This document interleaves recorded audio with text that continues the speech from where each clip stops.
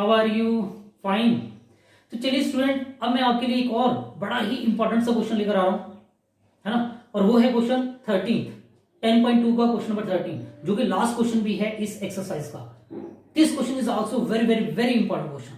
Okay student, तो बात करते हैं क्वेश्चन नंबर 13, जिसमें स्टूडेंट हमें क्या दे रखा है? Prove that the opposite sides of the quadrilateral circumscribing a circle subtend supplementary angle at the centre of circle.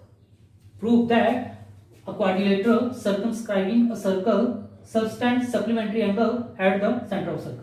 तो स्टूडेंट देखिए, यहां पे मैंने क्या करा है, एक क्वाड्रिलेटरल बनाया है ABCD which circumscribe a circle with centre O which touch the circle at the point PQRS। ये PQRS पे पॉइंट को टच भी कर रहा है। ओके स्टूडेंट, तो हमें प्रूफ क्या करना है स्टूडेंट? इसकी जो अपोजिट साइड्स है ना, यानी कि ये AB and CD are the opposite sides of this quadrilateral, this subtend supplementary angle at the centre. और स्टूडेंट आपको पता है ये जो सप्लीमेंट्री एंगल्स क्या होते हैं? A pair of opposite angles which makes equal angle with the center are known as supplementary angle। तो यानी कि आपको प्रूव करना है student, angle AOB plus angle COD is equal to 180 degree. ऐसे स्टूडेंट आप प्रूव कर सकते हैं angle AOD plus angle BOC is equal to 180 degree. Okay student, तो शुरुआत करें। और आपको पता है स्टूडेंट, मेरा जो करवाने का तरीका है वो एग्जैक्ट वही तरीका है जिस तरीके से कि आपको एग्जाम में फाइनल पेपर में ये क्वेश्चन अटेम्प्ट करना है ना, तो कोई भी शॉर्टकट नहीं है ना। तो सबसे पहले स्टूडेंट तीन क्वेश्चन में हमें पता है कि सबसे पहले हमें लिखना होता है गिवन, है ना। तो गिवन में स्टूडेंट क्या लिखोगे? आप लिख दोगे ABCD is a quadrilateral, ABCD is a quadrilateral circumscribing a circle, circumscribing a circle with center O।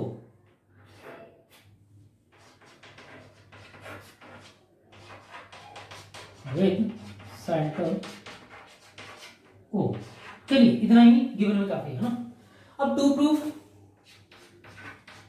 Opposite sides subtend supplementary angle at the centre, क्योंकि हमें प्रूव करना है ना, opposite side subtend supplementary angle with the centre.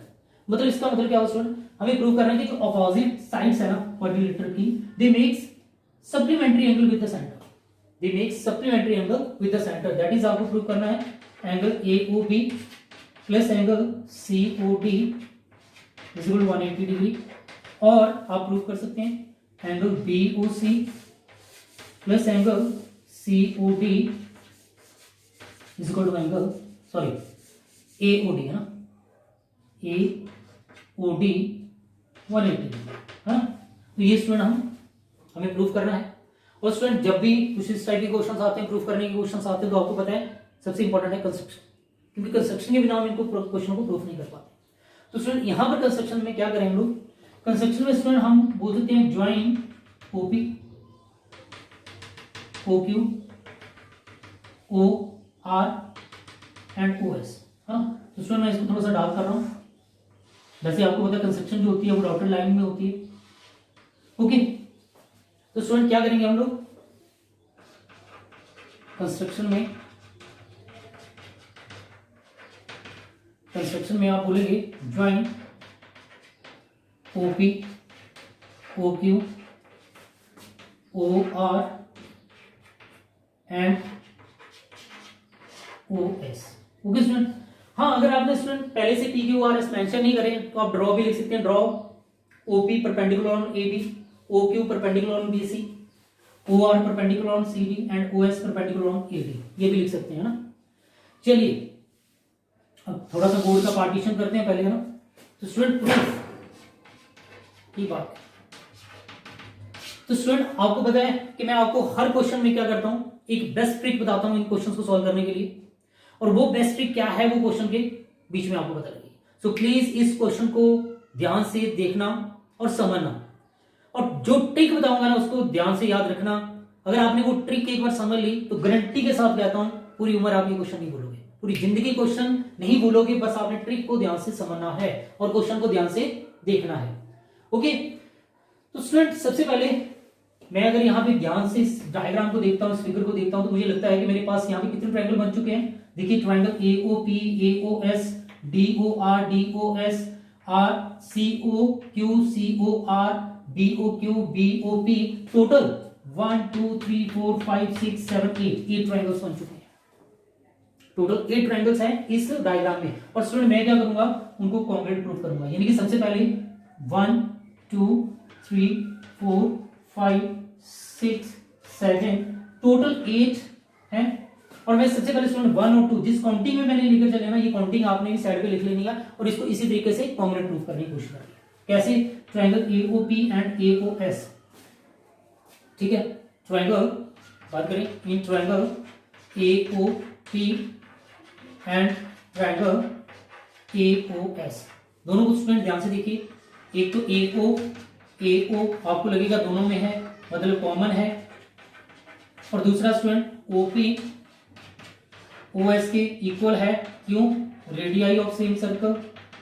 और तीसरा student, तीसरा reason क्या है स्टूडेंट? तीसरे के दो रीजन हो सकते हैं। या तो आप बोल सकते हैं AB AS के इक्वल है, the length of two tangent drawn from an external point to a circle.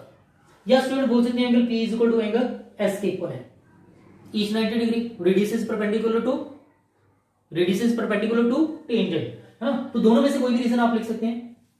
तो मैं यहाँ पे चलिए angle P is equal to angle S लिख रहा हूं, कारण में रेडियस परपेंडिकुलर टू टेंजेंट, है ना। चलेगा ये कारण? चलिए, radius is perpendicular to tangent मतलब ईच 90 डिग्री। तो किस रूल से दोनों एंगल कॉन्ग्रुएंट हो रहे हैं? ध्यान से देखिए, ये एंगल 90 डिग्री है, इसके सामने वाली साइड हाइपोटेन्यूज AO दोनों में कॉमन आ गई थी, एक और साइड आ गई है ना। तो बाय RHS की, तो बाय RHS रूल क्या होगा स्टूडेंट?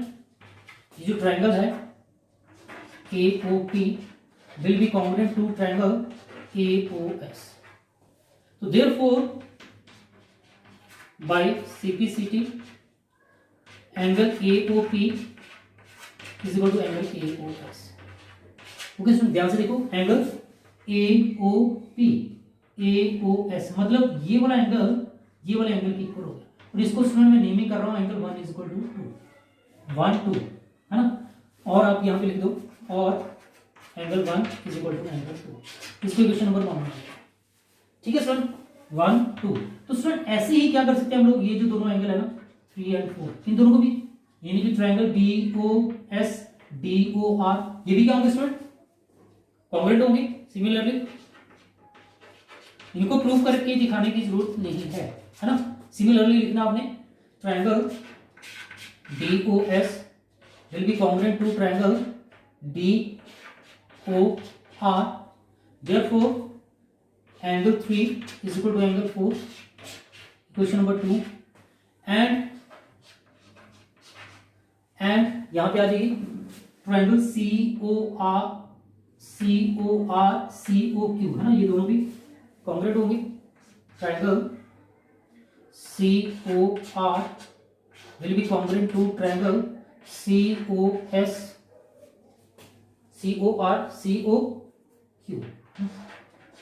तो therefore angle 5 is equal to angle 6, इसको इक्वेशन नंबर 3 मानो। इसको आप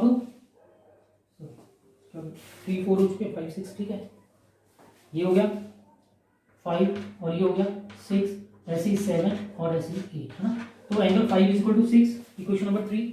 एंड लास्ट में ट्रायंगल कौन सा आ रहा है? BOQ, triangle BOQ will be congruent to triangle BOP।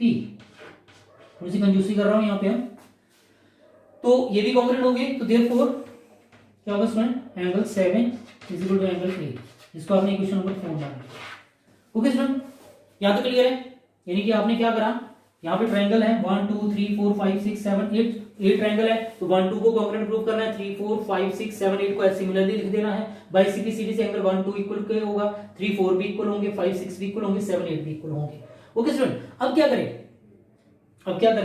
अब स्टूडेंट इन सभी एंगल्स को प्लस कर दीजिए। नो, अगर हम ध्यान से देखें कि angle 1 plus angle 2 plus angle 3 plus angle 4 5 6 7 8, इन सब का सम क्या होगा स्टूडेंट? होगा हमारे पास 360 degree whole angle, complete angle, यानी इन सबको एंगल को ऐड करने के बाद एक सर्कल बन रहा है ना, सर्कल मींस 360 डिग्री एंगल, जिसे आप बोल सकते हैं कंप्लीट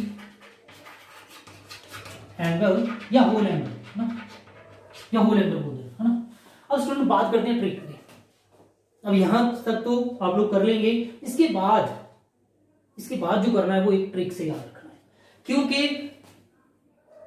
क्योंकि मुझे प्रूव करना है अगर AOB plus COD 180 degree, AOB plus COD को 180 डिग्री प्रूव करना है तो क्या करूं? Trick trick trick trick trick कहां लिखूं? ट्रिक के लिए स्पेस स्पेस स्पेस स्पेस कहां है?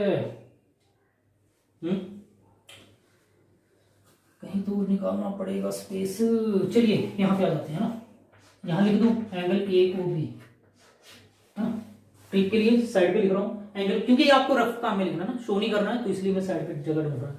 तो एंगल AOB ध्यान से देखिए, एंगल AOB किससे मिलकर बना है? 1 और 8 से, इज इक्वल टू मैं लिख लूं 1 प्लस एंगल 8, 1 प्लस एंगल 8। ऐसे स्टूडेंट दूसरा है AOB और साथ में COD, तो दूसरा एंगल है COD किससे मिलकर बना है स्टूडेंट? ध्यान से देखो COD कहां है? COD जो है एंगल 4 प्लस एंगल 5। क्लियर है? मतलब AOB किससे मिलकर बना है? 1 और 8 से। COD किससे मिलकर बना है? 4 और 5 से। आपने यहां से लिखा AOB 1 और 8, COD 4 और 5। देख लिया। अब ट्रिक का मतलब क्या है, कैसे याद रखना है? तो स्टूडेंट देखो यहाँ पे 1 to 8 एंगल्स है और यहाँ पे सिर्फ 1 8 4 5, मतलब सिर्फ 4 एंगल्स है। मतलब हमें सिर्फ ये 1 8 4 5 चाहिए, बाकी नहीं चाहिए। फॉर एग्जांपल 1 तो मुझे चाहिए तो मैं इसको लिखूंगा, 2 नहीं चाहिए, 2 किसके इक्वल है? इक्वेशन नंबर 1 में देखो ध्यान से, 1 और 2 दोनों इक्वल हैं, तो मतलब 2 की जगह आपने क्या लिख देना स्टूडेंट? एंगल 1 लिखना है। 3 चाहिए, वहां पे देखो नहीं चाहिए। 3 किसके इक्वल है? इक्वेशन नंबर 2 में देखो ध्यान से, 3 4 के इक्वल है, तो 3 की जगह आपने क्या लिखना है? एंगल 4 तो हमें चाहिए। 5 चाहिए, वहां देखो जरा ध्यान से, यस चाहिए, तो 5 6 नहीं चाहिए। यानी कि एक काम और करो स्टूडेंट, जो हमें चाहिए आप उनको चाहो तो सर्कल कर सकते हैं ना। हमें 1 चाहिए, सर्कल कर लिया, और क्या चाहिए? ठीक है, 1 चाहिए और 4 चाहिए, और क्या चाहिए स्टूडेंट? 4 चाहिए, उसके बाद चाहिए हमें 5, उसके बाद चाहिए हमें 8। तो स्टूडेंट हमें 1 4 5 और 8 को लिख लेना है। 2 की जगह देखना 2 किसके इक्वल है? 1 के इक्वल लिख देना है। 3 किसके इक्वल है? 4 के इक्वल लिख देना है। 4 तो चाहिए, 5 भी चाहिए। 6 किसके इक्वल है स्टूडेंट? ध्यान से देखना, 6 किसके इक्वल है? 5 के इक्वल, तो 6 की जगह लिख देना आपने 5। 7 किसके इक्वल है स्टूडेंट? देखिए 7 इक्वेशन नंबर 4 में किसके इक्वल है? 8, तो उसकी जगह सॉरी 7 किसके इक्वल है? 8, तो उसकी जगह 8, ये 8 तो हमें चाहिए है ना, इक्वल टू में 360 डिग्री। कहने का मतलब जो हमें चाहिए वो लिख लेना है, जो नहीं चाहिए उनकी जगह देखना है कौन किसके इक्वल है वो लिखना है। तो एंगल 1 प्लस 1 तो आ जाएगा twice of angle 1, 4 plus 4 twice of angle 4, 5 plus 5 twice of angle 5, ऐसे 8 plus 8 twice of angle 8 equal to 360। अब स्टूडेंट सब में 2 कॉमन आ रहा है, तो 2 कॉमन ले लो, और दूसरा देखो 1 अंदर आएगा हमारे पास, angle 1 plus 4 plus 5 plus 8 is equal to में 360 डिग्री। अब ये 2 मल्टीपल है, उससे जाके डिवाइड कर देना, और साथ में स्टूडेंट 1 प्लस 8 इनको एक ब्रैकेट में लिखना, क्योंकि देखो AOB जो है 1 और 8 से बना है, तो इसको एक ब्रैकेट में लिख लेना। 4 और 5 एंगल 4 और 5 उसको दूसरी ब्रैकेट में लिख देना, इज इक्वल टू में 360 डिग्री। 1 और 8 का मतलब हो गया स्टूडेंट 360 डिग्री, ये 2 था, इस सब जाके डिवाइड कर देना यार 180। अब देखो 1 प्लस 8 का मतलब हो गया एंगल AOB, 4 प्लस 5 का मतलब हो गया angle COD is equal to में 180 डिग्री, जो कि हमें प्रूव करना था, हेंस प्रूव्ड। ओके स्टूडेंट, एक बार दोबारा देख लेते हैं। देखो स्टूडेंट सबसे पहले क्या करना है, आपने कंस्ट्रक्शन में जैसे ही इनको ज्वाइन करेंगे, ज्वाइन करने के बाद टोटल 8 ट्रायंगल्स बनेंगे। आपने यहां से शुरू कर देना है, 1 2 3 4 5 6 ऐसे 8 ट्रायंगल लिख लेने हैं, और 1 और 2 को कॉम्पोनेंट प्रूव करना है। बाय CPCD से एंगल 1 2 इक्वल होगा, बाय CPCD से एंगल 3 4 इक्वल होगा। सिमिलरली एंगल 5 और 6 भी और 7 और 8 भी इक्वल हो जाएंगे। तो पहला काम तो ये करना है, सिर्फ ट्रायंगल AOP और AOS को ही कॉन्ग्रुएंट प्रूव करके दिखाना है, बाकी को सिमिलर लिखना है। और उसके बाद सभी एंगल्स को ऐड करना है। ऐड करने के बाद क्योंकि सभी एंगल्स का सम जो है वो एक सर्कल मतलब 360 डिग्री बन रहा है, कंप्लीट एंगल बन रहा है, होल एंगल बन रहा है। उसके बाद स्टूडेंट हमें ट्रिक याद रखनी है, ट्रिक याद रखना वरना आपको दिक्कत आएगी इस क्वेश्चन को करने की। गारंटी के साथ कहता हूं जो बच्चे ट्रिक को याद रखेंगे उनको तो कोई दिक्कत नहीं आएगी, जो बच्चे इस ट्रिक को याद नहीं रखोगे ना भूलोगे, है ना। सो ट्रिक याद रखना, रफ काम में लिखना कि एंगल AOB किससे मिलकर बना हुआ है, वो A और 1 और 8 से। COD देखना ध्यान से 4 और 5 से, मतलब AOB plus COD is equal to 180 degree. हमें क्या प्रूव करना है, angle 1 plus angle 8 angle 4 plus angle 5 is equal to 180 degree, हमें ये प्रूव करना है। आप ये माइंड में लेकर चलना है आपने। और फिर क्या करना है कि 1 तो हमें चाहिए, 2 3 नहीं चाहिए, 2 की जगह देखना 2 किसके इक्वल है, एंगल 1 के इक्वल, 3 किसके इक्वल है, एंगल 4 के इक्वल है, 4 और 5 चाहिए, 6 देखा किसके इक्वल है, 5 के इक्वल है, 7 8 के इक्वल है, 8 के इक्वल है। और साथ में हाँ यहाँ पे लिख देना है फ्रॉम इक्वेशन 1 2 3 एंड 4, यानी कि आपने इक्वेशन नंबर 1 2 3 4 से इसका इस्तेमाल करके फिर देखा 1 1 twice of angle 1 twice of angle 4 twice of angle 5 twice of angle 8 बन जाएगा। 2 कॉमन लेके 2 से डिवाइड कर देंगे 180 आ जाएगा। और यहाँ बचेगा एंगल 1 प्लस 8, क्योंकि एक ब्रैकेट में लिख के इसको AOB लिख देंगे, 4 प्लस 5 इसको एक ब्रैकेट में लिख के COD लिख देंगे 180 डिग्री, जो कि आपको प्रूव करना है। ओके स्टूडेंट, तो कैसा लगा है ये क्वेश्चन प्लीज कमेंट करके जरूर बताइएगा। और कमेंट करने में प्लीज कोई कंजूसी मत करना, क्योंकि आपके कमेंट्स ही मुझे मेरे मोटिवेटिव होंगे। हाँ, अगर आप कमेंट करके बताओगे तो मुझे नेक्स्ट क्वेश्चंस के लिए क्या होगा, प्रॉब्लम, है ना, अच्छा लगेगा। मैं और अच्छे क्वेश्चंस बना के आपके लिए और अच्छी वीडियोस बनाऊंगा, है ना। सो प्लीज कमेंट करके बताइएगा। Thank you for watching this video and supporting me.